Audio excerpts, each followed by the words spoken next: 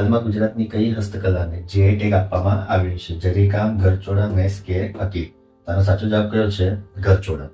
ઘરચોળા વાસ્તવમાં કોને કહેવામાં આવે? એ લગ્ન સમયે જે કન્યાને પહેરાવવામાં આવે ને છોકરા તરફથી, એને શું કહેવામાં આવે? ઘરચોળા કહેવામાં આવે. અને આ ઘરચોળા બનાવવાની શરૂઆત ક્યાંથી થઈ હતી ગુજરાતમાં? તો ખંભાતથી.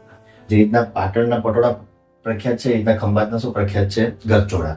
અને ગુજરાતમાં ટોટલ કુલ કેટલા જીઆઈ ટેગ થઈ ગયા? તો 27. અગર જો તમને એવું પૂછે કે ભારતમાં સૌથી વધારે જીઆઈ ટેગ કયા સ્ટેટને આપવામાં આવ્યું છે, તો ભારતમાં સૌથી વધારે જીઆઈ ટેગ કોને આપવામાં આવ્યું છે? યુપીને.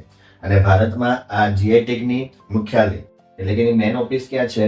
તેની મુખ્યાલય છે ચેન્નઈ ખાતે. એટલે કે ત્યાં જઈને શું કે રજીસ્ટ્રેશન કરાવવું પડે. અને આ જીઆઈ ટેગ છે એની વેલિડ કેટલા વર્ષ સુધી હોય? તો એની વેલિડિટી હોય 10 વર્ષ સુધી. પછી તમારે શું કરવું પડે? 10 વર્ષ પછી પાછા એને રિન્યુ કરાવવું પડે. બરાબર. તો હાલમાં ગુજરાતની કઈ હસ્તકલાને જીઆઈ ટેગ આપવામાં આવ્યો? તો એનો જવાબ છે ઘરચોળા.